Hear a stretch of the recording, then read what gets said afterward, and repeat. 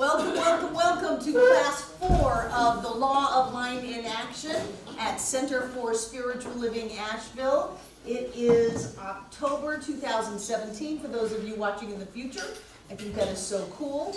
Take a deep breath. We always begin with spiritual mind treatment. And this is what I know.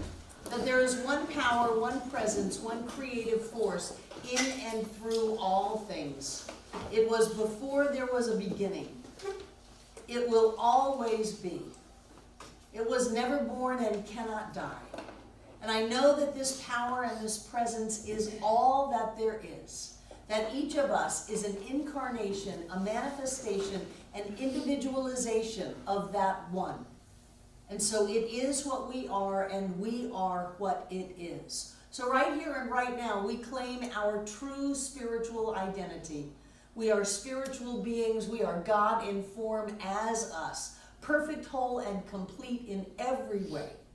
I know that our life reflects that perfection, that wholeness, and that completeness. And that everything is unfolding for our highest and best, and that all is well. I know that we get what we need to get, and we take out into our world what we need to take out. I know that our lives reflect this expanded consciousness and this higher level of knowing.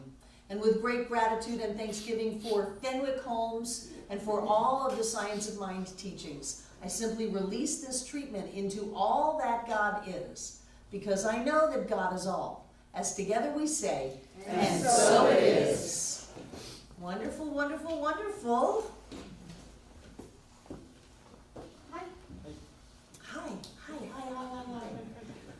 So we had our minister gathering. How many of you had an opportunity to connect with the ministers that were here? What'd you think? Nice people. Nice people. What did she say?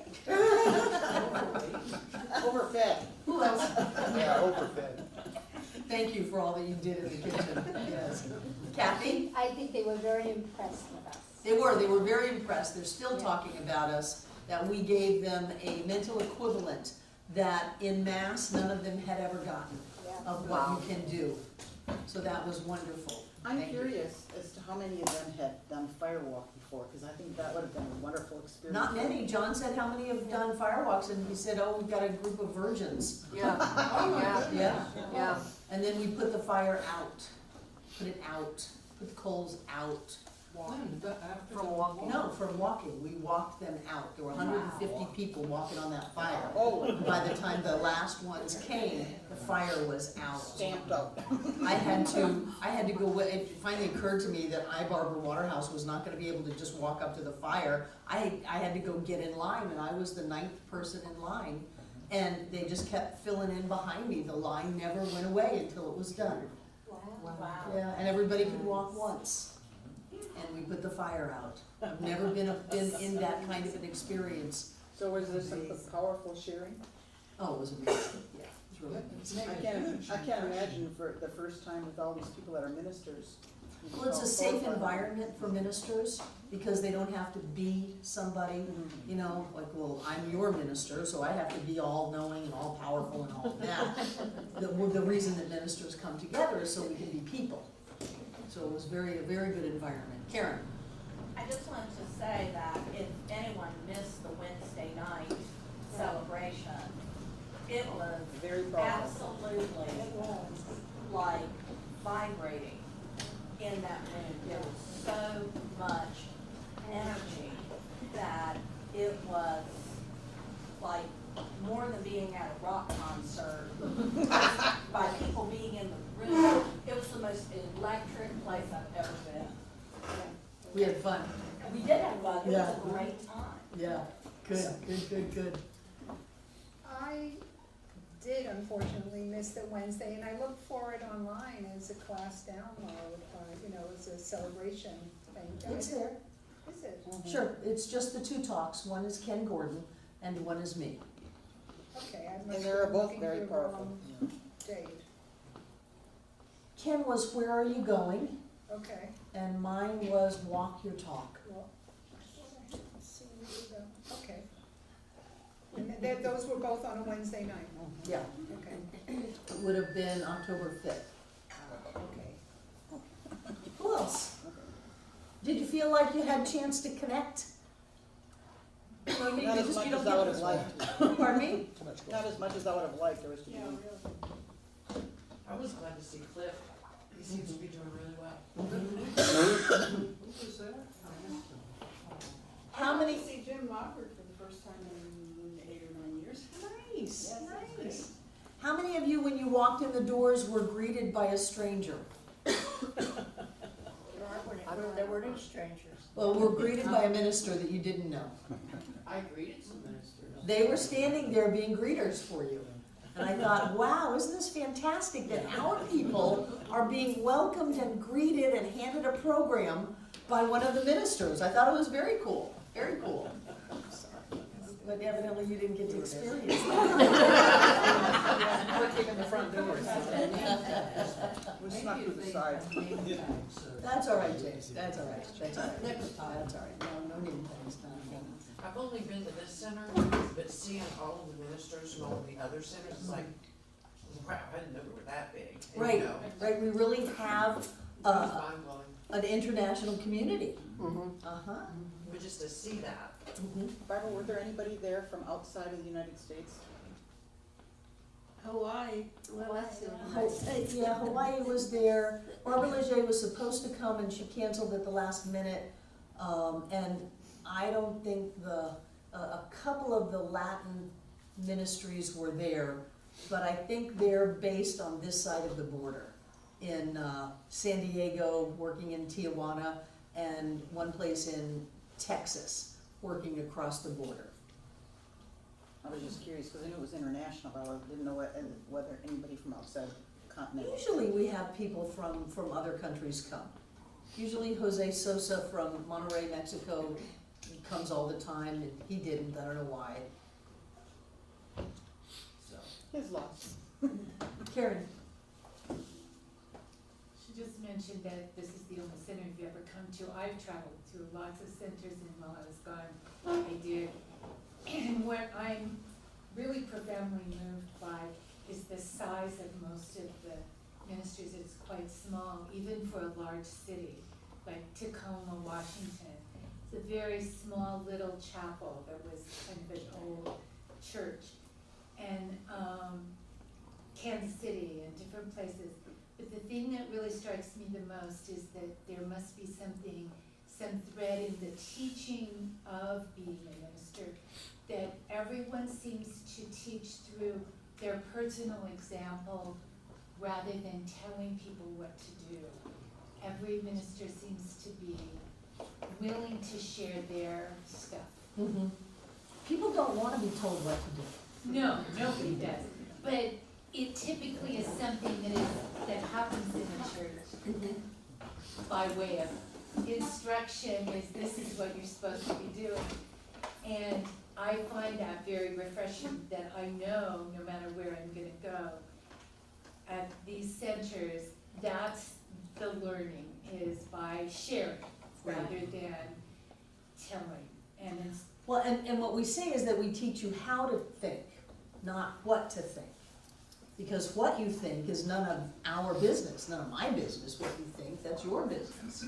You know, if I start telling you what to think, then we're getting into all kinds of judgments and morality. It's a very ethical teaching, but it's not a moral teaching. Ethical in that we learn how to go inside of ourselves and get clear on what's right for us, but not moral in that nobody's up there saying, you should have this lifestyle, you should do that, you shouldn't do that. Because if God is all that there is, how can anything on anybody's path be wrong, be outside of the presence of spirit? It can't. And so when you get into the you should, you shouldn't, finger shakers, then they're saying that there's a right and there's a wrong. And there isn't, there just is. And everybody's on their perfect and right path, doing exactly what they need to do, and all is well. Everybody is a manifestation of spirit. They've got the entire universe supporting them in whatever they choose to do. And who am I to say that, if one person takes I won't go high and low, I'll go right or left road, that one's better than the other. It's their path. and my path is not their path, so I need to just butt out of it. Thank you. Who else had their hand up over here? That was just me, they were, a lot of the ministers. It's who? A lot of the ministers. No, it's who? Oh, no, it's me. Yay! A lot of the ministers were asking questions, they came in with cameras and they took pictures of the dishwasher and the They closets. did, they did, they did. They were really excited. Right, they took pictures of the bread machines. Yeah. They took pictures of the cups that are not styrofoam Yeah.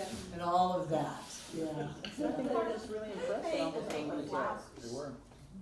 I don't know. Those Where- paper flags. Did you make them? Because they are really beautiful, and they look really beautiful on the table and the way, everything was decorated, and it just really was very bright and colorful. Kathy decorated, Kathy decorated, yay. Actually, it's the Dollar Tree. They're only $1, but they come, you have to make them, you Right, know. yeah, I mean, I think anyone who goes shopping makes and cooks that which is purchased. because when you walked in, really, those were, it just drew your eye right to the table. It was very festive, It was yes. very festive. Yeah, yeah. Good. Anything else? This was an opportunity of a lifetime. Olympia. I had so much fun Wednesday, and it was nice that I connected with people that I knew on Facebook. And when I saw them, I was like, I know you from Facebook, like Sunny Day. Right. Sunshine. Sunshine Day. Sunshine Day, yeah. I knew immediately when she walked in, I saw the glasses. Yeah. I'm like, oh my God. And Jim Locker, and I was like, you're here. And it was just so much fun, just getting, because we're And you Facebook buddies. fantastic. Oh, thank you. That's good. So it was awesome. Awesome. We used to have those opportunities when we'd go to a Silmar or something like that, but we don't have that kind of event anymore, so it was nice to have it here. I'm glad you guys came. Good, good, good, good. So I know that you've been reading and doing your homework and all of that while I was gone. Well, 11 through 14. there you go. I should have called you yesterday. I thought this was class 5. I forgot that we canceled because of a hurricane. And so I'm looking for my teaching notes for class 4. Couldn't find anything, so I had to figure that out. Yes, yes. So we're on lesson 11. Lesson 11 is the infinite self. And what he's trying to get across to all of us is this idea that whatever spirit is infinite, because you cannot have two infinites. If you have something outside of an infinite, it is no longer an infinite, right? Because you have an end to it, so it doesn't qualify to be an infinite. And science tells us that if you have two absolute opposing forces, that they will cancel each other out, and so time and space will not hold together, so we cannot be here. So the very fact that we are here is evidence that there is only one. However we can grok that or comprehend it. And then he's saying that there are these qualities or attributes of the infinite. And these qualities, he says, are love, life, and wisdom. And he said that because there's an infinite, and there cannot be anything outside of the infinite, then whatever those qualities or attributes are that exist as the infinite, they must exist at the point of us. And they cannot exist at the point of us in a limited fashion, because then you would have, again, this idea of limitation, which cancels out the infinite. Time and space is no longer here. We are not having this conversation. So those qualities or attributes of the divine must also be infinite within us. And this is a very important point, because some people take great offense to these ideas of science of mind by saying, you guys are all crazy, you think you're God. And yet, if God is to be, then we must be God.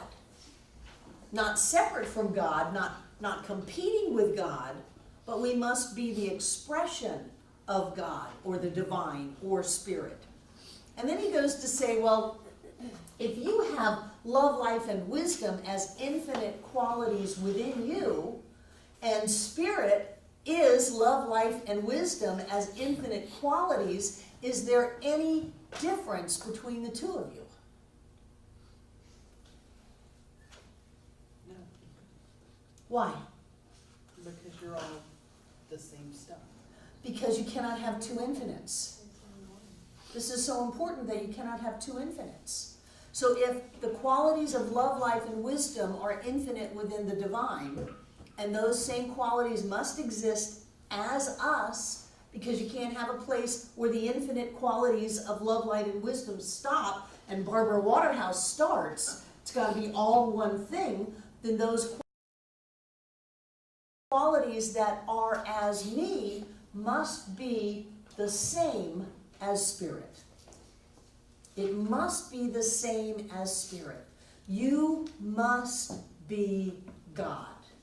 Now, whether or not you can understand that or not doesn't counteract the fact that that is the truth of you. You are the manifestation, the individualization of the divine as you. You are the light beam coming from the main source of light, whatever that is. It's the same light. Whether it's from a light bulb or the sun, it's the same light. And another beam over here, it's the same light. You're the same as the other beam. And so we are all one. We're all one as spirit. And I thought that the way he laid that out in just a couple of paragraphs was brilliant, based on this idea that if the infinite really is infinite, then it means a whole bunch of stuff. It means that we have to be infinite, which is where we get the we're never born and cannot die. Our bodies may lay down, but we cannot. The light that is us must be infinite life. And let's look at that. Can you ever run out of love? No. You can convince yourself that there's no love, but did that really deplete the love of the universe? No, it's impossible, because love is infinite. For that matter, the infinite is not static, but always must be expanding for there to be an infinite. Otherwise, you'd have an edge to where it stopped. So the more you love, the more love there is. Or the more love that you're aware of, that you could have been aware of all the time, had you opened yourself up to that. Does anything really die? Have you ever seen a dead body? A dog, a cat, a person? Yeah. Do they have any sense? Do you have any sense of that person? Where did the person go? They're just. They left. They left. They went somewhere else. But they didn't die. They didn't die. Even physical form never ends. It just changes form into something else. And we're not even talking about the physical level. We're talking about the spiritual level. Life is infinite. Life goes on eternally. Life is think. Life is before the beginning and after the end. There is no beginning. Because there is no beginning and end. The beginning and the end of life can contain a beginning and an end, but it is not limited to a beginning and an end. Troy. It's kind of an aside, but last week I took my mother to church, Baptist church, and after church was over, I was taking her back to the nursing facility, and she was talking about death and dying, and I said, Mom, you know that the only thing that dies is your body, and you know that this thing within is what emanates and is life. It's not the body. It's your soul. It's your spirit. And she got it like that, and she said, "Oh, I love you so much." But she got it. Yeah, of She course got she it. did. Yeah. Good. So what other types of words could you use to describe the attributes or the quality of spirit and you as spirit, spirit as you? these things that are infinite, that never go away, that cannot be limited, that never change. Abundance. What does abundance mean? Abundance,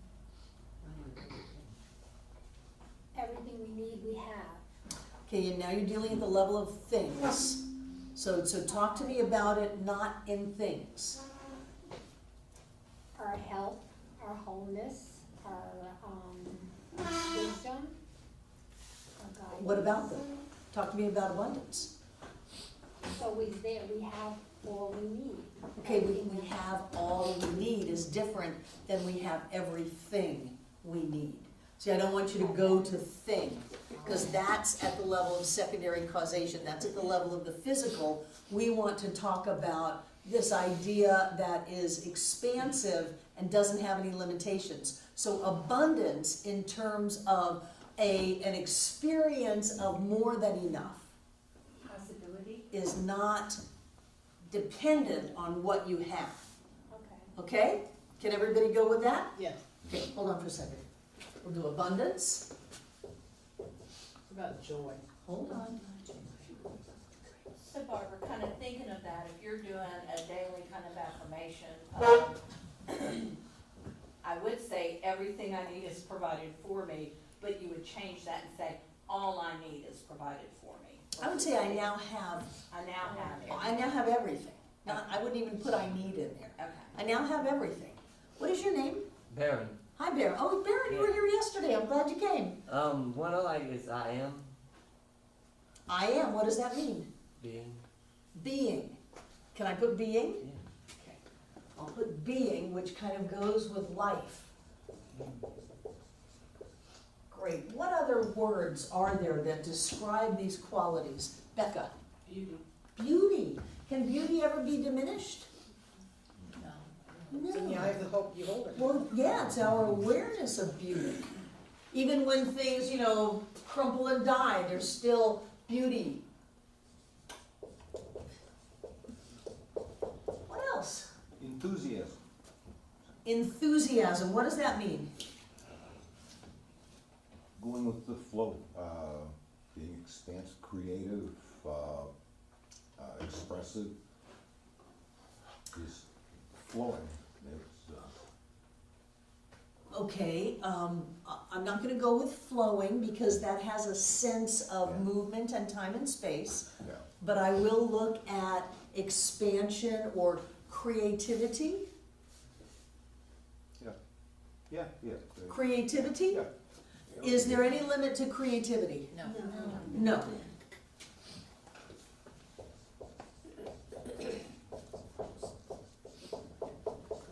So I don't want you to have words that are hooked onto things in time and space, because then you're going down in the sense of who you are. I want you to go up in who you are. Who you are is not defined or limited by any person, place, or thing.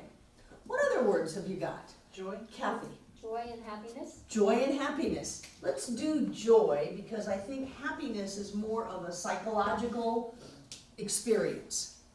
So we'll leave happiness out and let that be included in joy. Thank you. What Who about else? power? Power, can power ever be depleted?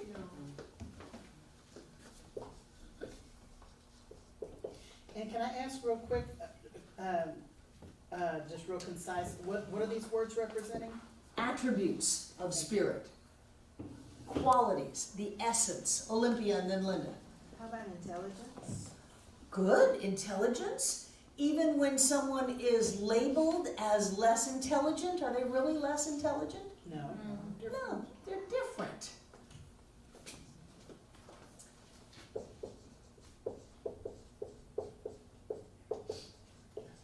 Linda, Kindness. what is kindness? To me, it encompasses non-judgment and acceptance. Acceptance of who to who? Of what to what?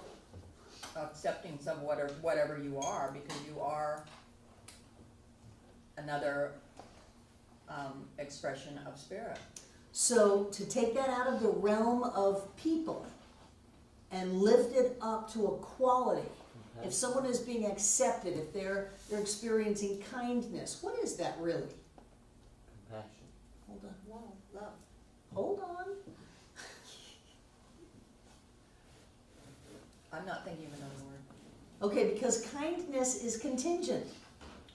Ah. It's like saying that the universe is fair, the universe, or the universe is nice. Or, you know, it's not like that. There's a law of cause and effect. And if someone sets that law in motion and the effect they get doesn't feel kind, that doesn't mean that God's not in there. So I don't want to deal at the level of judgment, saying non-judgmental, that's a judgmental level, of kindness, which is an action or an environment of accepting someone, even yourself. What I want to do is raise it to a spiritual quality. Can you see that? What includes kindness and compassion? Not coming to me. So we'll go with, How about love or peace? we'll go with love. Well, love's already up there. So, kindness is in love, but it's our judgment of how love should be. You know, pray for a hard teacher, one with their foot up your butt. And some people would say, well, that's not very kind. No, it isn't. Rocking Bear used to say, the worst thing you could say of me is that I'm nice. I will never be nice, but I will be clear. And on that, we could depend. So we don't want to get on the level of, well, I think you should be like this. No, we want to raise it up to the qualities of the divine are love, life, wisdom, abundance, beauty, being, creativity, joy, power, intelligence, and that has to be who you are. This is the whole point of that. It has to be who you are, and it's not just a little bit, it is infinite in its scope as you. Breezy, What about presence? what about presence? Would that be considered an attribute? What does it mean? Trying to acknowledge it's itself, whatever it is, that it exists and is Who is presence. trying to acknowledge? Anybody, anything. Acknowledging, Do you think that spirit is trying, first of all, well, no, to acknowledge? but I'm just thinking presence is, What is presence? the Practicing the presence, you're reading the book. yeah. Yeah, What is it? being, existing, just existing, being there. And so here's spirit just being. What is it that you're saying about that? That Well, I'm being is just a quality? Well, not, We've already got that. yeah, that could be instead of presence, so. Okay. So when someone is aware of the presence of spirit, the key word there is, pop quiz, aware. That you are aware. Spirit isn't trying to be noticed. Hey, look at me, I'm Yeah. God, I'm infinite and absolute, I'm hot stuff. That's not what's happening. There is an infinite quality, and because spirit is all in all and we're dealing with words, we use different words, you know, like the people trying to figure out the elephant. One person feels the nose, and one person feels the side, and one person feels the legs, and one person feels the tail, and everybody gets a different image of what it is. So we try to go around this idea with different words so that we can get a better idea of not so much what God is, that's lovely,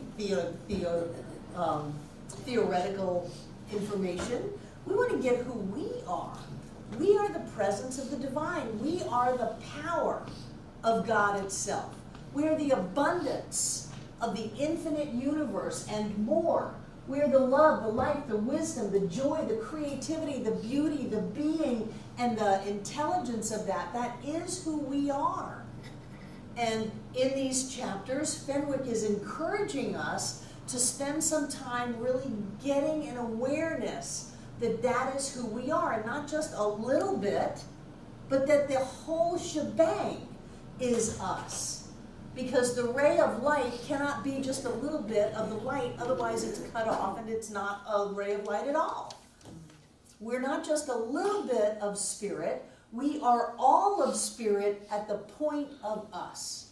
And one of the things that we can fall into a trap with is to say, well, Come on, any rational person in their right mind would understand that we are not all of God. But you have to be. And if you go into, well, we are not all of God, then when things get rough, you can cop out with, well, I just don't have all of that. I don't have all of that health, that wisdom, that guidance, that intelligence, that joy, that abundance. I don't have that in me. Because how could I have that? But if you start with this idea that whatever spirit is infinite, and those attributes must be what I am. They are my nature. They are my essence. They are the life that lives as me, and they are infinite as me. I have access to that, to any bit of information, to anything that has ever happened or ever will happen. You have access to that. Anyone who has ever healed, anyone who has going to heal, you have that inside of you. You already have that. And so when things get a little tough and you get a little nervous, you've got that. No, the infinite presence of the divine is what I am right now. All of it. And I open up my awareness to as much as I can encompass and embody of that right now. And then you're not limiting yourself and you're not copping out. You're expanding into a greater level of awareness, which only brings more health, more wholeness, more joy, more love. Because the more you're aware of any of these attributes, the more they grow. RJ. I just want to affirm that seeing as an attribute of oneness or wholeness. Great. Great. We just didn't write down all the words. Yeah. Any other words that need to go up there, Susan? Diversity, I'm thinking, because there's so much difference, but in each and every one, love is a million beyond counting how many visions and thoughts of what love is, life, wisdom, abundance, one. So I'm thinking diversity. Diversity, what does it mean? It means the same, but it means difference within the same. Right, but we're not going to the difference within the same. We're going to the same. The differences are down at the level of time and space, of individual people, of responses, of judgments, of all of that. We're going up the spiritual ladder to the sameness, to the oneness, to the love, which includes diversity, but we want to get up there to our oneness. So diversity is a rung. Yeah, diversity would be a rung. You know, it's one of those secondary causation kind of things. Okay. So our oneness, our love, actually there can be no diversity because we are all the same thing. But different facets. We're still all the same thing. We're all the same. We're all the same person. All the same person isn't really the right word. We're all the same thing. What is your name? Rhonda. Hi, Rhonda. Hi. Infinite. Right, they're all infinite. We can put the word infinite up there.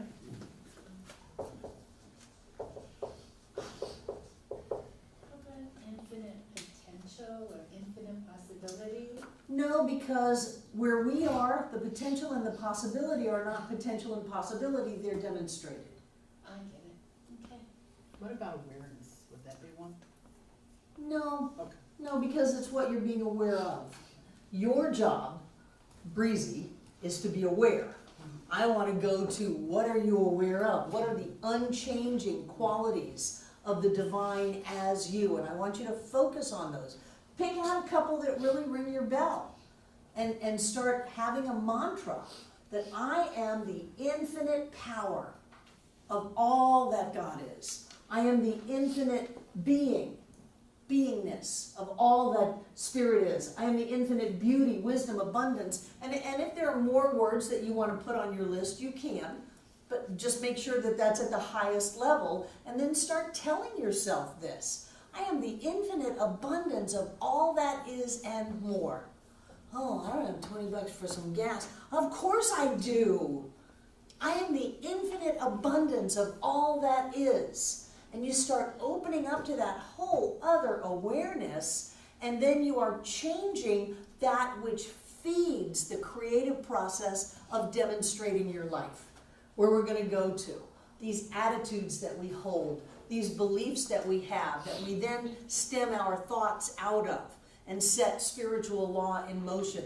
We want to open up those bigger ideas inside of us so that our creations are more satisfying.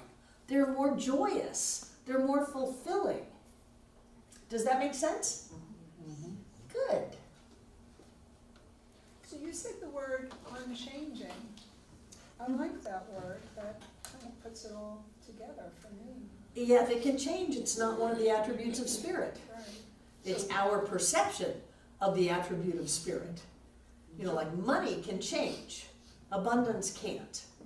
So let's go Would to that word be up there, unchanging, or the opposite of unchanging would be, changeless, or yeah, right?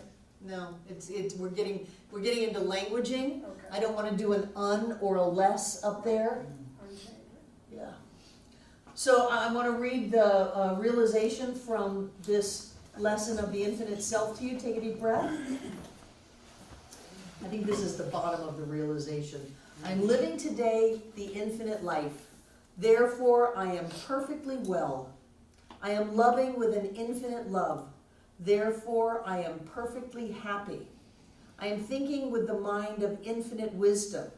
Therefore, I have peace and harmony. Today, I have peace, poise, and a feeling of power. I am living in the life, love, and wisdom of the infinite. So be it. This is how I want you to think. I want you to think this way. I'm living in infinite wisdom. I don't have to worry. I can relax. I can let everything be okay. I'm living in an infinite joy, so I can be happy. What page is that on, Barbara? 53, yeah, 53. Good, because on the internet it's on page 62. Are any of you working out of the downloaded book off the website? Okay, we have two different levels of page numbers going on. Any other questions about the infinite self? And what are you going to do? Oh, Linda. Clarifying. So what we perceive as change is only an opening of our awareness. A what? An opening of our awareness of whatever. It's not that it's changed.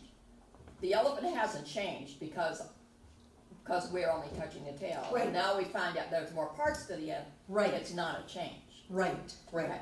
Remember, spirit is that, spirit is the timeless within which is all time. Spirit within is spaceless, timeless, spaceless, within which is all space. So I want you to go from time and space to that within you which is timeless and which is manifest at all points simultaneously at every moment. I want you to step up the spiritual ladder, step up a couple of rungs. And if, remember Troward, if your purpose is contingent upon any person, place, or thing, person, place, or thing, then you've descended to the level of secondary causation, and that is the level of doubt, fear, and limitation. So you want to rise up out of people, places, and things, and come up out of the realm of doubt, fear, and limitation, because you are not bound by any person, by any place, or by anything. No experience limits you. There is no limitation that you are. It cannot be. If you could be limited in any way, shape, or form, we would not be here. The entire universe would not exist. Do you see how powerful you are? You cannot be limited. And so we want to rise up to these infinite qualities within ourselves and get to know them. Get to know me. Joy, love, peace. Yes, Kathy. It's just like the realization step in the treatment. It's where you're connecting God, I am everything. It's God the is. first two steps of treatment. Right. Yes, yes. The recognition and the identification. God is, I am. Right. This is the infinite qualities, attributes of spirit, and those same attributes and qualities are mine now, and they are infinite in their scope. I'm not a little piece of the divine. I can't be a little piece of the divine. In order for a unity to exist, it must exist in its totality at every point simultaneously. That's just math. That's quantum physics. That's the unified field theory. So, in order for spirit to be, we must be spirit, not later, not a little bit, not growing into it, right here and right now. And not only am I spirit, your spirit and your spirit and your spirit and your spirit and your spirit, everybody's spirit, right now. Okay? So play with that this week. Have some conversations with yourself about that there is that within you that is limitless, that is unbounded. You know, if you use move away from words, those are good words. Unbounded, limitless. There's that within you that is infinite, that is one, that is connected, that is wise, that is intelligent. Whatever words you want to use, start having that conversation with yourself. And that whatever God is, you are. Period. Okay? Good. So now we get to go to the law of attraction, one of my favorite laws. I love my new whiteboards. So, can somebody tell me what the law of attraction is? What you put out, you get back. What you put out, you get back. Yes. Believing is seeing. Believing is seeing. What's become reality? What? What's become reality? Thoughts become reality, yes. So when you want to receive more, what do you have to do? Give more. Give more, what else? Focus on what you want. Focus on what you want, what else? No, you haven't. No, you haven't. You must become more. Hence my license plate for the last 30 some odd years, be more. In order to have more, you must first become more. And not only focusing on what you want, because some people are like, oh, I want that, I can never have it. I want that so much, if only I had that. If life is so cruel, I don't have that, I want that. That's not going to get you anything that you want. It's going to get you a lot of not having. So you're not just focusing on it, but you are creating the consciousness within yourself where that will appear in your life. And the law of attraction says, I'm here, what I want is over there, and I have to put a metaphysical consciousness tractor beam on it and pull it into my experience. That is not the way it works. But that's an easy way to think about it, especially when you're beginning to understand these things. What you're doing is you're opening up your awareness to see that it's always been here. Because of the infinite possibilities and probabilities, it has always been here. And so you're just going until you go, oh, look, there it is. And there it is. But what does it take for us to get there? Awareness. Awareness. Awareness. Practice. You gotta Not- be able to accept it on the vibrational level that it's there. Exactly, Baron. You've got to be able to accept it on the vibrational level, hence all the teachings of Abraham, saying raise your vibration. Come on, do whatever it is you need to do to have a higher vibration so that your manifestations are of a higher level. When you create out of desperation, what do you get? You get desperate manifestations. Now you can create out of desperation, but you're going to get desperate manifestations. So what you want to do is you want to allow yourself to move into a higher vibration, a higher state of consciousness that says, I already have this, and then allow it to show up. And as you do that, they call it the law of attraction and appropriation, sign of the times, boy.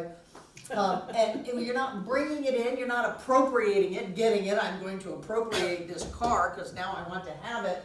No, you're allowing yourself to come into vibrational alignment with it through your knowing And not even through your knowing that you have this car, but through your knowing that all is well. That you have everything that you need and more, that the universe supports you, that you're free. You go where you want to go and you do what you want to do, and however that happens is wonderful. And so you get a car, or you get a driver with a car. You know, however it works. So that you have what it is you want. But in order to move into that state of awareness, we have to start looking at some of the ideas and the beliefs that we have within ourselves. This says we must learn that we can receive from the law only what we give to the law, that the law assumes toward us just the attitude we assume toward it. Hence, life isn't fair. That person gets that thing and I get squat. Well, how did you set the law in motion? With a lot of complaining and whining and focusing on how I never get what I want, there's not enough to go around and it'll never happen. Then you got the exact outpicturing, the exact demonstration, the exact effect of what you had given to the law. And so what we want to do is we want to start changing what we're giving to the law. And there's a progression here in these particular lessons. This idea of the infinite self. It's hard when you're feeling one with everything. When you're feeling joy surge through you. It's hard to play the small game of ain't it awful. And so you want to get in touch with that inside of yourself and expand and open to these infinite qualities that never change, that are the essence and nature of your being. They always have been and always will be, no matter what is going on. And as you do that, you start to see things a little differently. You start to feel a little differently. So that when you're looking at, well, I don't know how this is going to happen. Some people would say this is impossible. But you know, everything is great. How many people were here yesterday? Great story about Jane Beach. Yes. I am held in the arms of the beloved. Oh, and I had a good night's sleep, and oh, by the way, my house burned down. But everything is fine, and everything is great. What a wonderful adventure, and I know I'll be divinely guided and directed, and whatever I need to do, I'll do. Wow. She got clear on the infinite self. That is who she is. So her manifestation came from that. And again, you know, we've been working on this for over a year. It wasn't forced. It wasn't secondary causation. It wasn't willed into form. It was opened and accepted that all is well. And if her house had burned down, all would be well still. I'm sure there are plenty of people in this teaching whose houses burned down, and they're still going, all is well. So whatever it is that we put out is what we're going to get back. Fenwick's poetry. I love his poetry. The law reflects that which is more subtle than flesh. It catches the vision of our thoughts. It takes the imaginations of our heart and breathes them into life and form. So what are the visions of your thought and the imaginations of your heart? What are they? You know, can you really open up to the idea that the beauty of the sunrise is what you are? That the beauty of the fields of flower is your nature and your essence? And that you are totally loved and supported by life? If you can open up to that, then that is the imagination of your heart. And you may be thinking that you're working on, well, I need to get this much in the bank so that this is paid and yada, yada, yada. But really what you're doing is saying, I'm totally loved and supported by the universe. And that is what the law catches, more than the things of flesh, which are, I really need this, and I need to do this, and I've got a to-do list, and we're going to have this happen, and okay, I need to treat or affirm or whatever. No, those are the things of the flesh. Those are the lower rungs. We want to rise up on the spiritual ladder and have the law catch a glimpse of our soul, catch a glimpse of our higher beliefs. And we want to have some higher beliefs for the law to catch. If we have lower beliefs, we may say, well, I've been coming to that center and going to classes and doing my affirmations and treatments and reading, and things just aren't cooking like Barbara says they're going to cook. Well, what are the beliefs that you have? What are the imaginations that you have? Well, that life is a dog-eat-dog world, that I have to be on guard all the time, that I'm not going to get what I need. You know, if those are your beliefs, then that's what the law is going to catch. Even if you're saying the right words. So what I want us to do is rise up into this idea that there's an infinite presence that I am. I'm not one with it. I'm not a part of it. I am it. It is me. And that infinite presence lifts me and carries me into the light and joy of eternal day.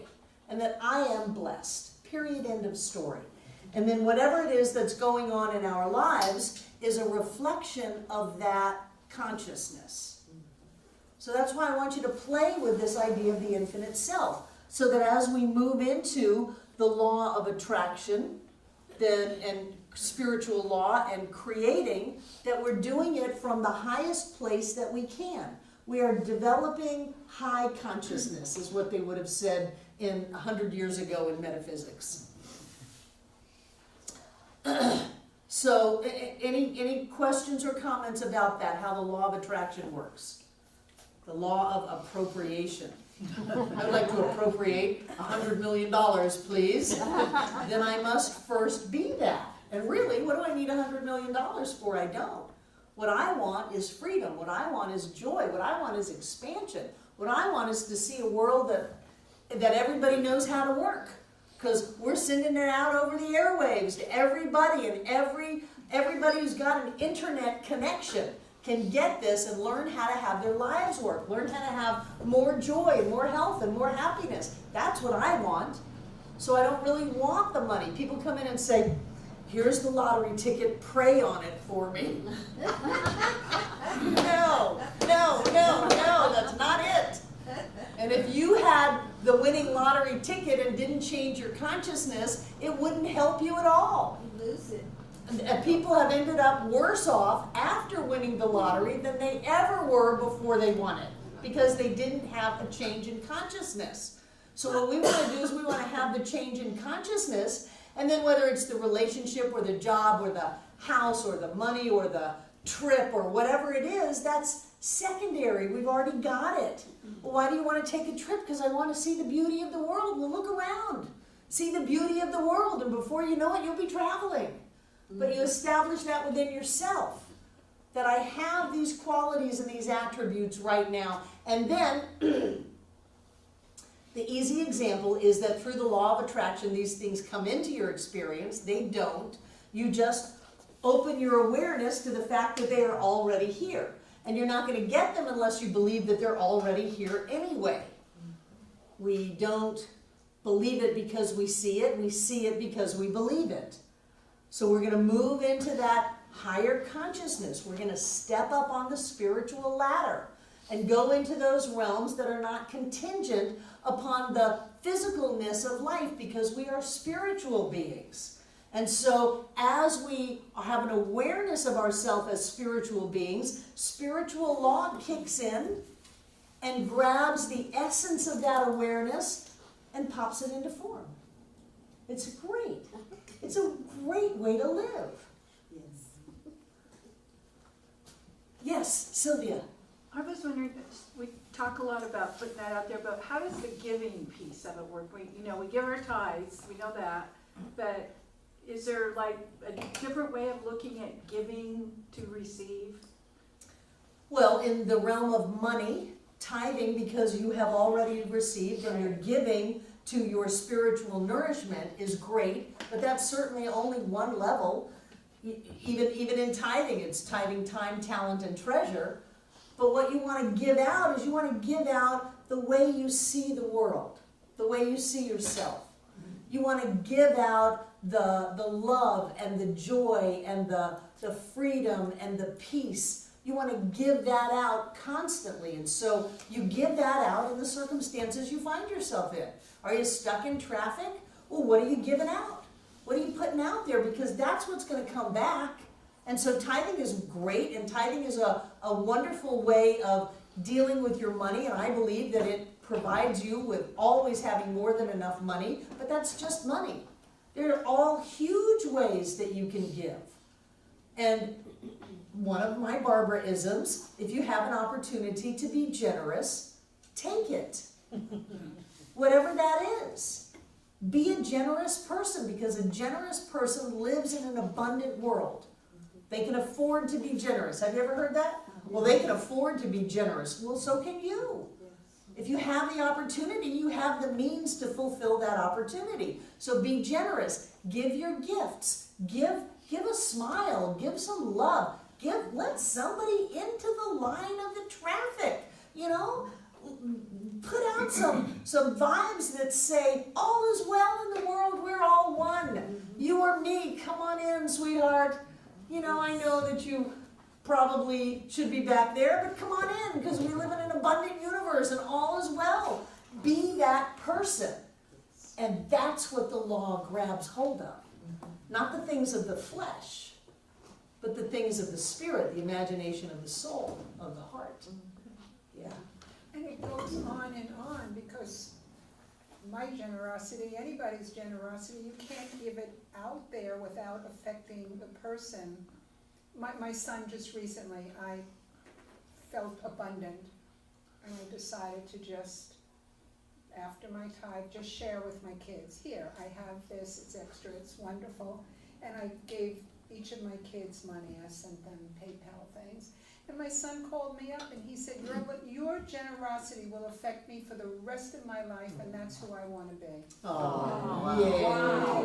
Yay. Yay. And he said, so why did you send this? And I said, because I just wanted to.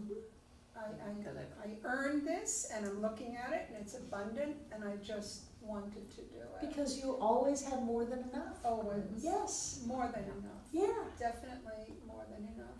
So, and it'll live on forever with him and whoever, and he said that's how I want to be in the world, and he will do that, Right, the ripples whether of the it's a pond. waiter or anybody that Right. he comes in contact with, it will be out there. One butterfly wing changes Japan. Yeah. You know? And I always remember what you say, that saying, if ever I have an opportunity to be generous, take it, and I love it. That's my that- saying. Yeah, that's what I just said. I know that saying? No, that's my saying. No, I just said it was yours. Yes. I love you. Let's take a break. You got the credit. Oh, we're gonna go and do with him. Roll 'em. Okay, welcome back. So here we are, choosing the law under which you will live is grammatically correct. What law are you living under today? What did that mean to you? What does he mean, choosing the law that you're going to live under? What does that mean? Olympia. For me, it's whatever you set your intention for that day. Whatever you set your intention for that day. What else? Your focus on. What your focus is on. A broader concept of law. What kind of law do we like to live under? Freedom. A law of freedom, Under universal laws, universal laws, which would be well, law of attraction. like the law of attraction. We want to live under the law of attraction. We want to live under the law that says the universe will support whatever I focus on this day. Whatever I am creating in my life, I am supported in that. I'm not going to be able to have a cause without an effect. I like to live under the idea that whatever God is for me, because how could God be against anything? It would be against itself, and that doesn't work at all. So that the universe is for me, that I am uplifted, I have my way made clear, that everything comes into alignment as it catches the imagination of my heart and my spirit, and I focus my attention on having a wonderful life, and today's the best day ever, today's a happy day, everything is unfolding for my good, everybody is part of the expression of love in my life. I like to live under that kind of law. Have you ever not lived under that kind of law? What kind of law did you live under? Chaos, victimization. The law of chaos, the law of victimization, The law of fatalism. the law of ignorance, Criticism. the law of criticism, yes, self-criticism, A lot of limits. the law of limits, The law of misery. the law of misery. Think back, Destruction. pardon me? The law of destruction. The law of destruction, yes. Think back to some of the ideas of God that you've had. Vengeful, Yeah. Pardon me? vengeful. Vengeful, Judgment. judgment, Unstable. unstable, really. Talk about a messed up being. I cleaned that one up, seriously. Because of the law of cause and effect, because of the law of reflection, whatever you want to call these laws, then if I have a belief that God is vengeful and I'm living under the law of misery, then what am I going to create? More law. Misery from a vengeful, all-powerful deity. I'm screwed in that scenario. So the fact that I act that out and live it out, does that mean that the law of freedom and the universe supporting me and love doesn't exist? No. No, what does it mean? It's just not in your existence. I am taking a law of freedom and creating self-imposed limitations through my belief. I am taking a law of love that says, I love you so much that I'm going to reflect your thoughts, your intentions, your beliefs back into your experience. That's just the law talking. It's not a being saying I'm going to reflect that. But that's a way of love expressing, and instead of experiencing the feeling of love, I'm experiencing the feeling of misery. But the law never changed. I changed how I perceived, he says, the law to be, I would say life to be. How I perceived life to be. If I perceive of life to be that when I wake up in the morning, then something is just going to be out to get me, then I'm going to, through my power and creativity and the support of the universe, I'm going to create something always being out to get me. But that doesn't mean that there's an inherent power of being out to get me. It is my use of the law of creativity, of my freedom, of the experience of being loved, because getting back what I focus on really is a loving act, whereas if there was a way to intervene, oh Lord, please stop this from happening, if that were possible, then that would disempower me from being able to create my experience. The best thing that I have is creating my experience and at some point learning that I did that. Nothing outside did that. Nothing outside can undo it. If I did it, I have the power to undo it or to change it. For me, that's a very loving experience. But if I choose to see the world in a different way, and then I live that out in my experience, it didn't change the way the world looks. I mean, the way the world is, the way the universe is, the way spiritual law is. Can you see that? Yeah. Haven't you had people come up to you and say, how can you believe that the universe is for you when so much is going wrong? And how can you believe that? Well, the universe is always for us. If we focus on things that are going wrong, that's what we'll get. An experience of things going wrong, but only because we are loved and supported do we get that. It's a fascinating process to me. So I look back, the very first talk I ever gave in my life, I was in ministerial school, and I gave it to a very small design college that was required to provide religious instruction to anybody that might want it.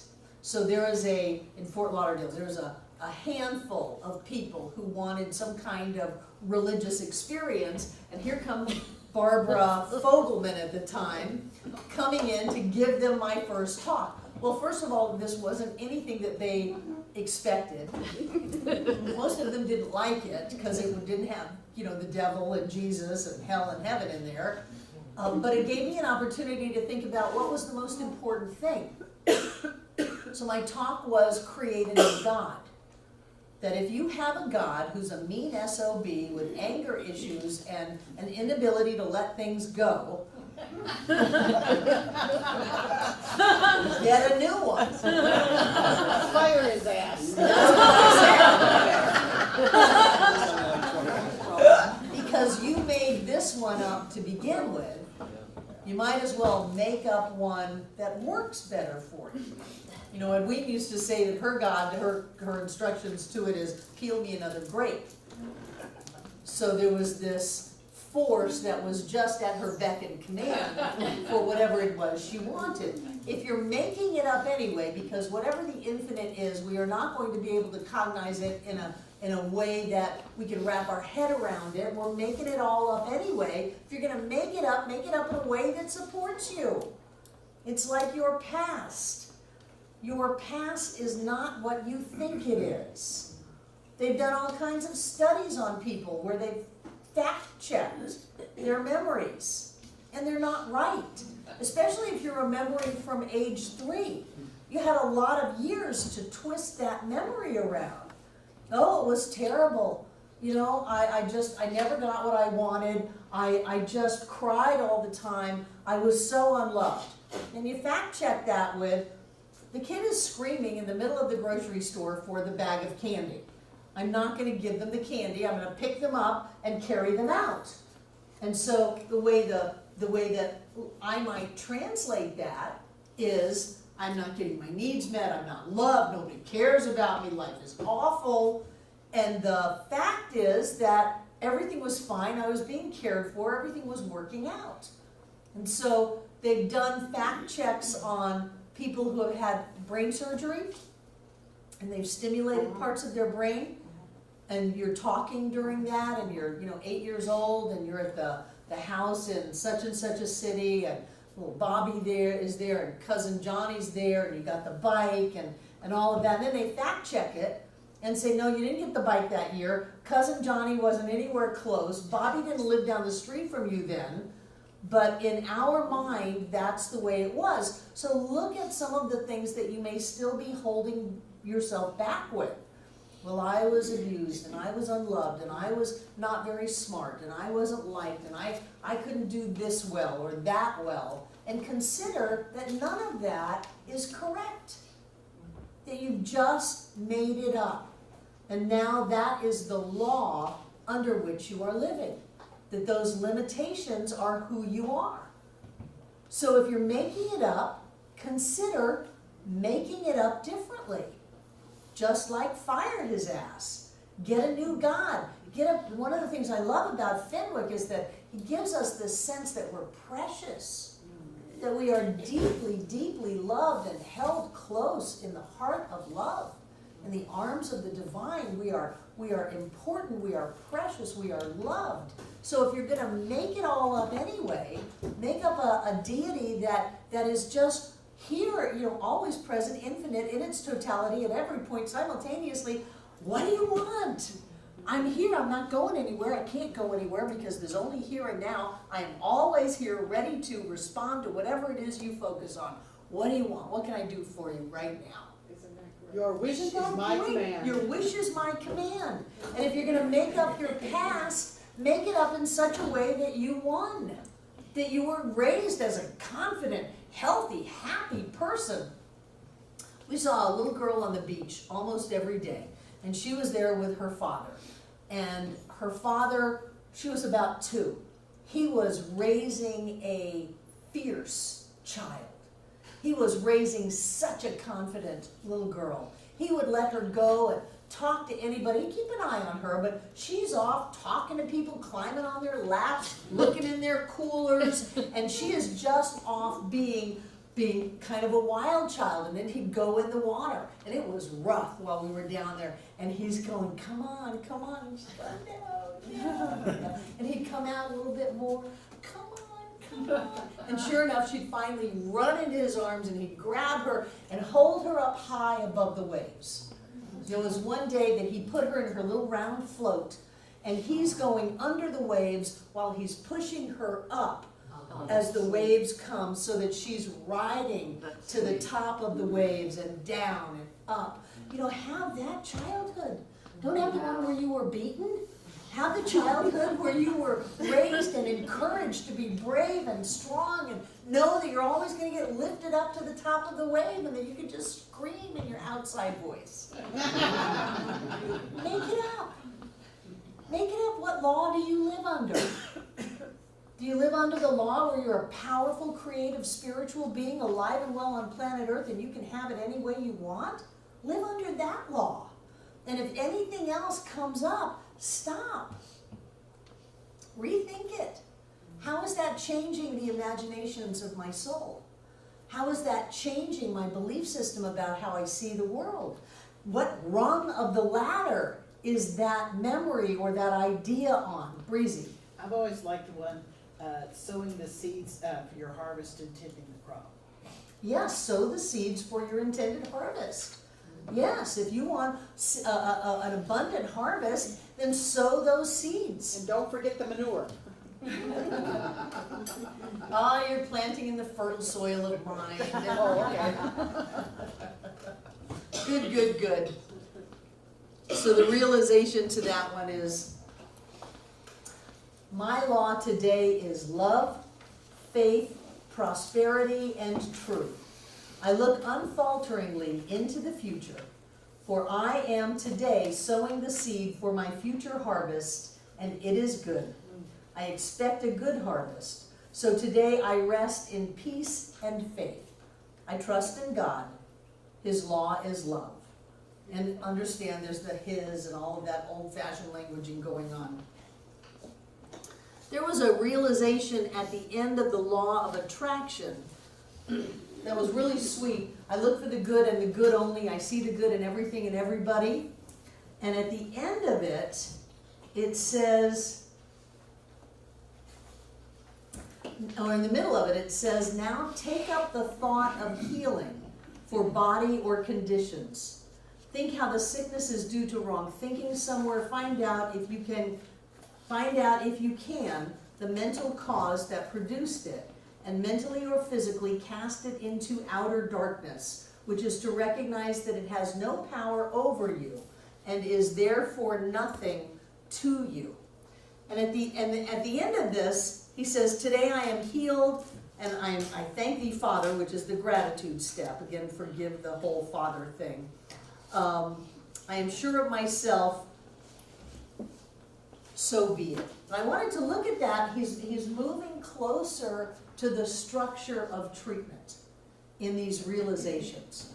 So if you're moving into this idea, and remember back then they taught a lot of denials. Disease is neither person, place, or thing. I let go of whatever false idea I had that caused this sickness and replace it with an idea of wholeness and health and joy and love and gratitude. That's the way they did this process. But he's moving closer into the idea that we would call spiritual mind treatment. So when we are recognizing the infinite presence of spirit and knowing that that is our infinite self, and in this format, there would be a, whatever it is we're treating, a casting out of the false condition and the false idea that would have brought it into form, and replacing that with the truth, which is peace, power, beauty, joy, love, light, life, wisdom, prosperity, all of those wonderful attributes, oneness, wisdom, intelligence. Then we focus on that and spend some time with it and convince ourselves or stay with ourselves until we can go, oh right, yes, of course, that's the truth. And it doesn't matter what these outer conditions of people, places, and things are. That's secondary causation. I'm rising up the ladder into first cause. I'm lifting my consciousness so that spiritual law can grab that essence of me and manifest something differently in my life. And I just want you to notice as that's happening. Did you notice that? Did anybody do that? Take some time and think about what the thoughts were that caused that, and let them go. Did you? You get brownie points. Who else said yes? Olympia, good, good. When he says to do these things, do them. It's good for you. Spend some time in the realization. You're reading the realizations every day, right? Remember, we talked about that at the beginning of the class? Good, good, good, good. So when he says to do this, then go ahead and do that. And understand that it's old language and even old metaphysics, because really you don't want to spend much time on casting out that which you don't want, because that's putting a lot of energy into what you don't want. You want to just focus on what the truth is, how everything is perfect, whole, complete, healthy, prosperous, joy-filled, loving, unfolding, in exact harmony with the light and the love and the presence of spirit that you are, that kind of thing. Focus on that. But if there is a way to unburden yourself from some fear or limited belief, go ahead and take it. I love the idea that disease is neither person, place, nor thing. Disease has no life unto itself. Otherwise, the graveyard would be an epidemic of dead people.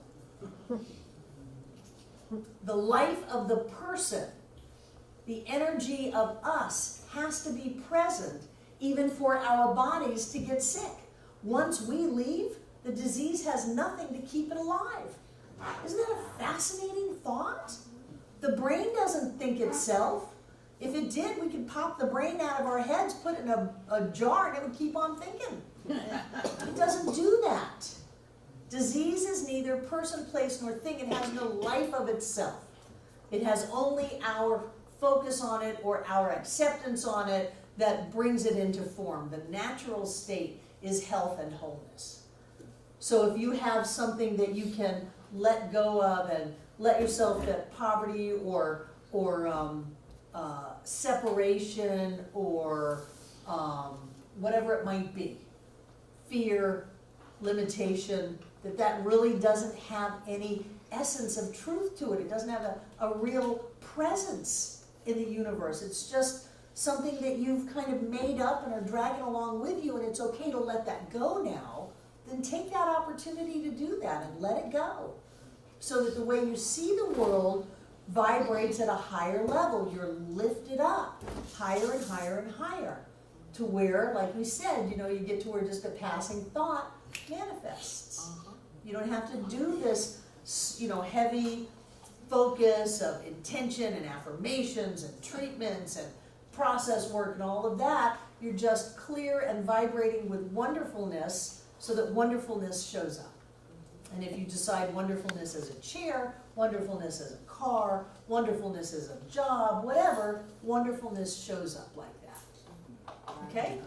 Troy? I came across, we were in the Moose Cafe when we first came to Asheville. And I'm not a proponent of the Bible or the New Testament, but I'm through this book, I'm actually gaining a non-dual perspective, or seeing the non-dual, the real underlying message of what's being put out. And there's one quote that I'll lay on you that kind of sums it up. 2 Corinthians, it says, I walk in faith and not by sight. Mm-hmm. And I've got that up, and for me to live by words of the Bible is unheard of. Well, you are seeing truth everywhere, Yeah. and letting go of your old judgments and stories that everybody that is biblical, Christian, fundamentalist is wrong. They're not.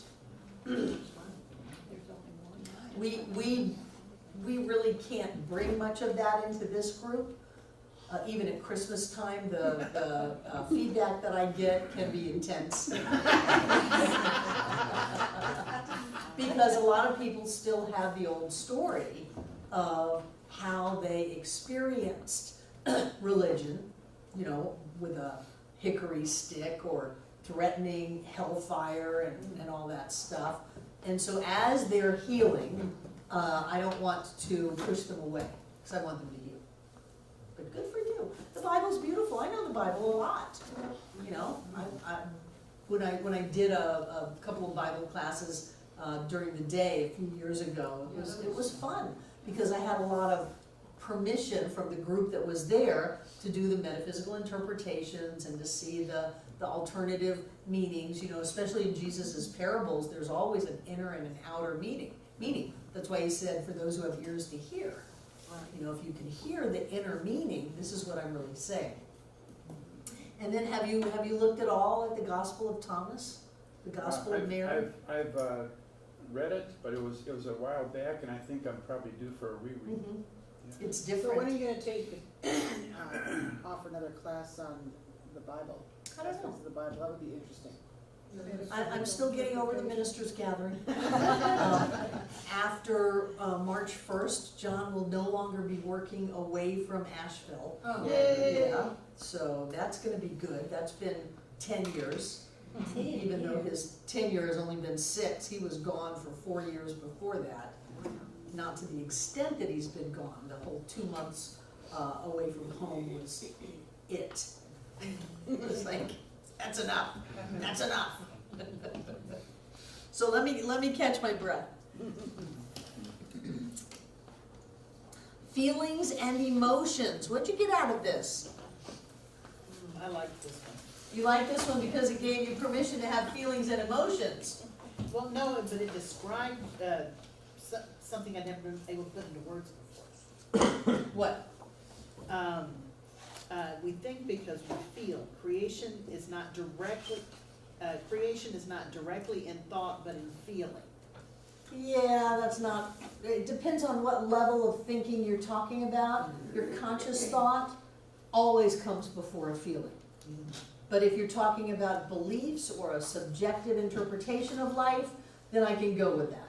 But actually, if you're just thinking about a thought and a feeling, the thought always comes before the feeling, which is why you can generate the kinds of feelings that you want, which was the purpose of this lesson, was to generate feelings of enthusiasm and joy and love. And what kind of a demonstration are you going to have with those feelings? Oh, you're in. I am asking you. Say the question again? If you're generating feelings of enthusiasm and joy and love, how are your demonstrations going to show up? More enthusiastic. With enthusiasm, joy, and love. And if you are generating feelings, which we do, of hopelessness and helplessness and struggle and limitation and the deck stacked against us and watch out for the other shoe to fall, all that stuff, how are your demonstrations going to show up? That way. And so people can say, well, I'm demonstrating, but my life isn't really getting better. And so I always go back to, well, what are you thinking about? How are you feeling? When have you ever felt this way before? The key is when they say, well, I've felt this way all my life. Well, this is new thought. So let's have one. Think a new thought, generate a new feeling, and create a different life. So he's saying, don't be afraid of your feelings, but understand that you are the one in charge of your feelings. So think about what you're feeling. Check yourself out. People used to give us such flack many, many, many years ago when we started Today is a Happy Day. That is so simplistic. What is this, kindergarten? Well, yes, if we need to have kindergarten spirituality, we will. Today is a happy day because we're telling ourselves that we're happy. Today's a happy day. We're happy, we're happy, we're happy. We're joyous, we're filled with love. We have more than enough. We have trust, we have faith. We're clear, we're relaxed, all of those things. When we tell ourselves that and when we generate that feeling, then that's what motivates the demonstrations. And he gives you a process. How many of you did the process? Not yet, but I wrote on my, cause I read just. It's on your to-do list? Well, I just read it today, and so I was just like, oh, do this. Yeah, do this process. You sit down somewhere where it's gonna be quiet, and he says, having found a restful position, breathe deeply. And as you inhale, say, I am breathing in all the love and faith of God. The Spirit of life is now filling my whole body. So just close your eyes and breathe deeply. And as you're breathing in, listen to my voice say, I am breathing in all the love and faith of God. The Spirit of life is now filling my whole body. And then as you exhale, go ahead and exhale, imagine yourself as diffusing all of this new energy of life throughout your body. And say, I feel the presence of divine life passing through my whole being. So you breathe in. I'm breathing in all the love and faith of God. The Spirit of life is now filling my whole body. Breathe out. I feel the presence of divine love passing through my whole being.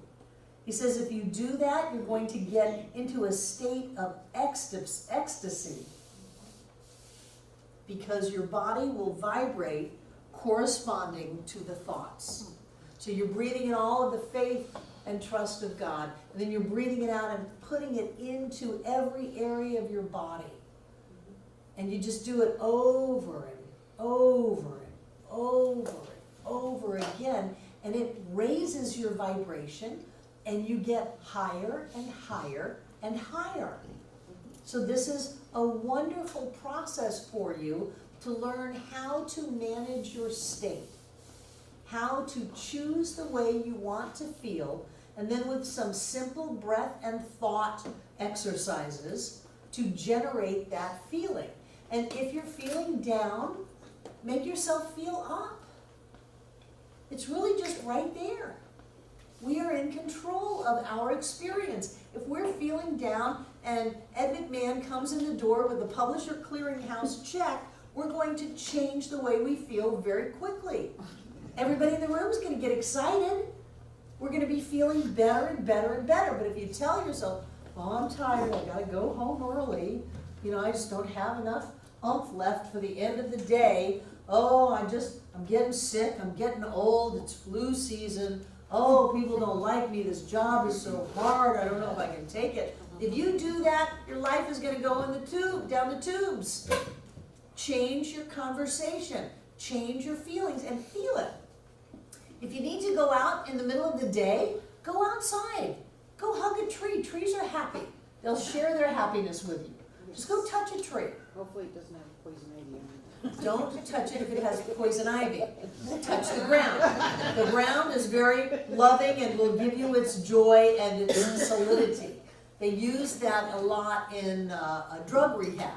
They have people go out barefoot and they have them put their feet on the ground. They have them dig in the dirt because there's a grounding aspect to that. There's energy that will come into you through things outside. So if you need that, don't sit in a fluorescent cubicle and just say, oh, it's so hard to get myself out of here. Go for a walk. Go breathe some air. Move your body. Get your blood flowing. Talk to yourself. Life is wonderful. I'm so grateful for everything that's going on today. I'm so happy to be here, whatever it takes, and you'll find that you feel better and better and better and better. But your emotions and your feelings are your choice. Absolutely your choice, even if you think that they're not. They are your choice. And the more that you choose, the more aware you are of your ability to choose. So that the day your house burns down, you can talk about, like Jane Beach, not you, you can talk about how loved you feel and how joy-filled you are at your future. And that's someone who's practiced. So practice. So that if something comes out of the blue and goes boop, you go, everything's okay. Like John with his book. It's right here. Everything's fine. Everything's great. Practice that. Practice controlling your state. It's one of the most important things you will ever learn. To think the thoughts that you want to think and think the feelings and feel the feelings that you want to feel are the key to living the life you want to live. And you can quote me on that one. Say again?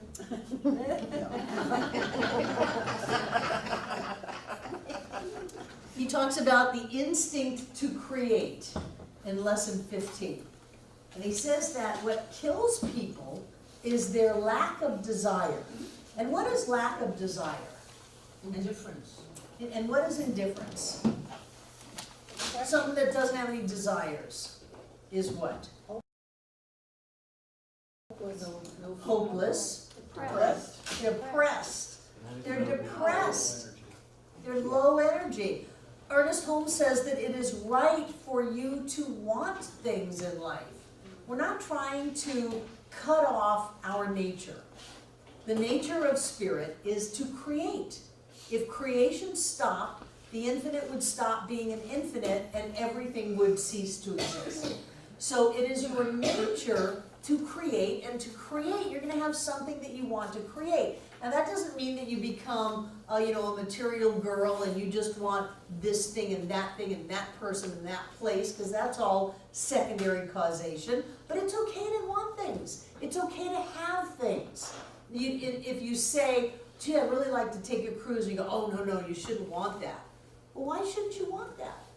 Well, it's not spiritual to want that. Really? God is not in the cruise? That may be life calling you to meet your true love or to go find some amazing experience that you came to planet Earth to do. So what is it that you want? He said that when you stop wanting, you stop desiring. Remember, desire is day of, sire, father, of the Father. I believe it's the angels whispering in our ear, go to the beach, go to Hawaii, go eat lobster, go buy those shoes. Whatever it is, that's part of the natural and healthy expression of us on the planet. Everybody's got different desires. I want this, I want that. And as you do that, more life is expressed. I'm going to talk about her, even though she's not here, Amika. What has Amika dropped? 150 pounds? Yeah. She looks terrific. She did the 5K, I think it was the Eblon Walk, Run, Roll race on Saturday. She was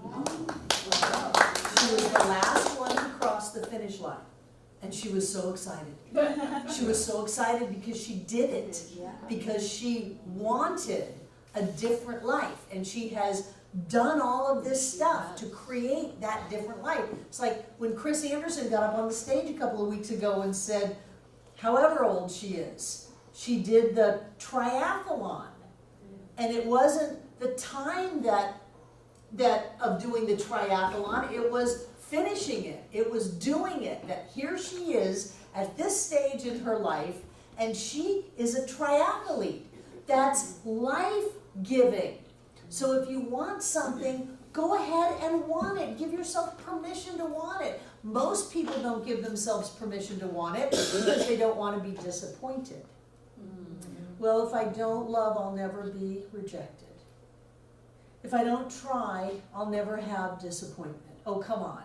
You can handle rejection, you can handle disappointment. If it was yours, you would have it. If you don't have it, it's not yours, but go for it anyway. This or something greater. Let life live through you. Touch, taste, experience, smell, see, go, be, live. You're alive, live. He's saying that if you don't do that, you're going to be dead.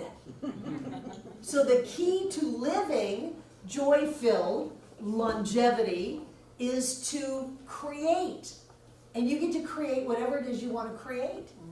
So go ahead and want. Go ahead and move towards something. Yeah, Ernest hammers that over and over and over again. He says the purpose of life is to express and create. To express and experience, yes, that's all that there is. Expression and experience. So experience.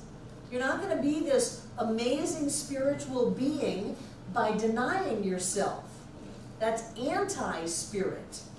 But God is infinite except for this denying of the presence of spirit, this empty hole. No, then there wouldn't be an infinite. Whatever it is that fills you, that lifts you, that touches you, go for it. And Ween says, ask for what you want, accept what you've got, and work on your head about the difference. But go for what you want. And then if you're the last one to cross the finish line, be excited. Lift yourself up, celebrate that, because you did something, you lived today. You didn't just exist, you're not surviving, you're thriving. He's saying that that's the difference between being alive and being dead. So let's be alive. I'm a big proponent of this. Being alive. Of going for what we want, you know? I spent a lot of years thinking it was spiritual to deny myself. So I didn't eat the foods that I wanted. I didn't spend the money on things that I wanted.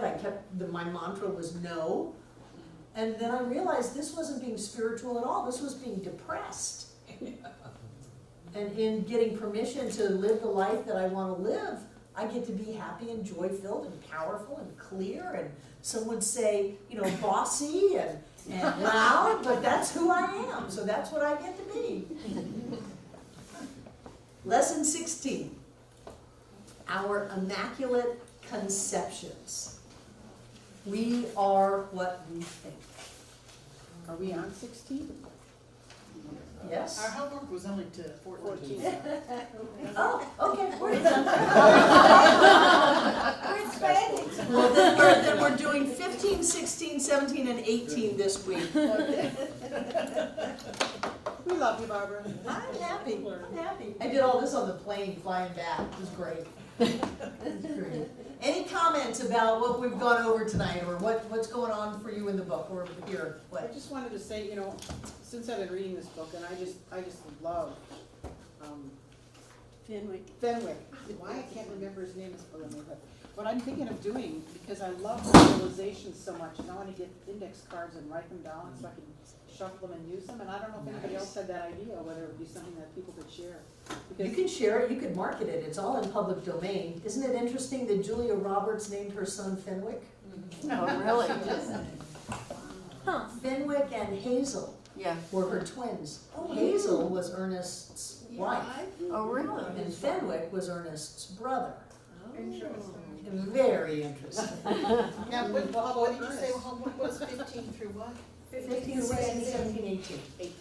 Or 20, whatever you want to do. 21 is great. Miriam's a big proponent of lesson 21. For me, now it was the perfect thing.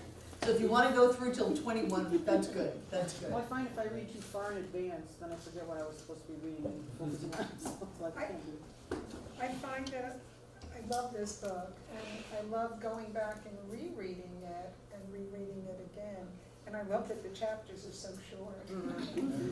I read the book, then I transferred it from a PDF to a Word document and went through it and reformatted it and cleaned up all of the typos and symbols instead of letters, you know, a dollar sign instead of an S, all of that when it goes from a PDF to a Word document, cleaned it all up, made it all look right, and then read it again, and then put it to a PDF, and then read it again before it went on the website.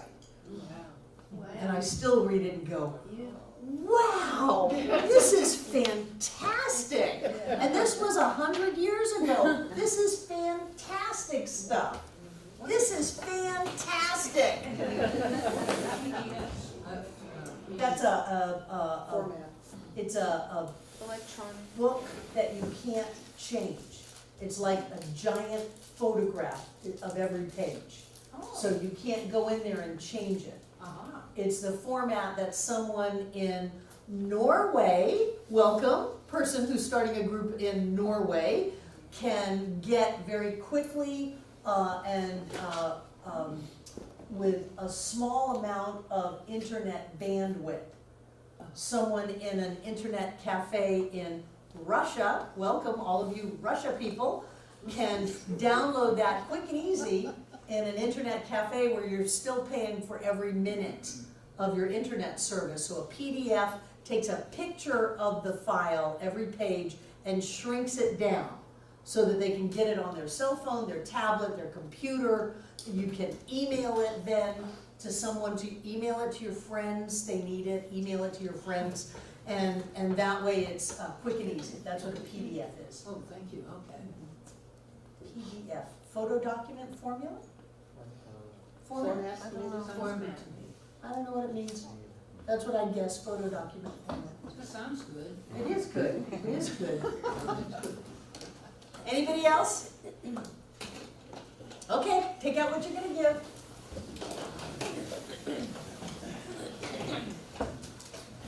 I love that we do these classes on a love offering. I believe that this center has changed the way Science of Mind centers and maybe even Unity and Divine Science centers all around the world give classes. Because our purpose is to teach, not to charge a fee. And so whatever it is you're giving, know that I am very grateful for this gift. And those of you watching online, and I know you are, please know that you too can participate in this at whatever level you're comfortable with. Go to the Donate Now button and it will take you to our PayPal account and you can send your gift that way.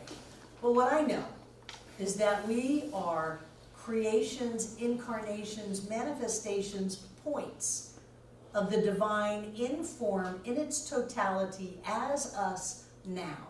We are the prosperity of all that is, as us now.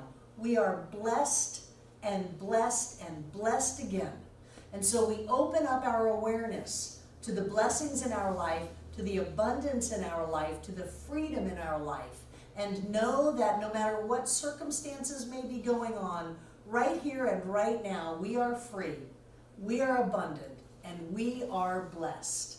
And so we give our gift out of that sense of freedom and abundance and blessing. And we know that that energy goes with the gift.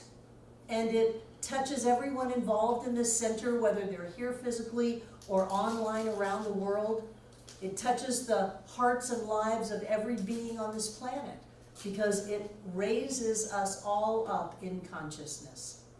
So I know that as we give this gift, that which we are goes with the gift, and that we all come together this night to make this Center for Spiritual Living Asheville all that it was ever meant to be.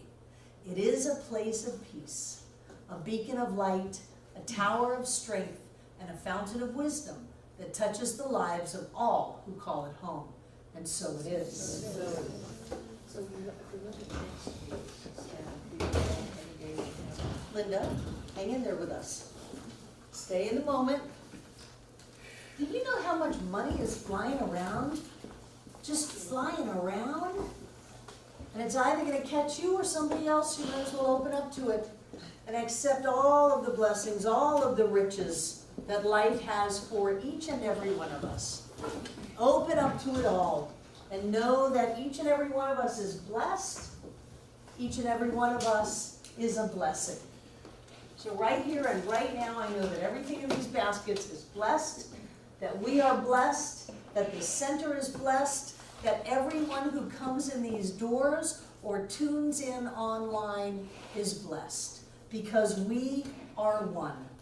And so every demonstration, every healing, every manifestation is all of ours, and we accept it right here and right now. We live the good life that we were always meant to live. I know that that energy touches every one of us here tonight, everyone who has ever been here, and everyone yet to come. And so it is. I love you guys. Have a wonderful, wonderful week.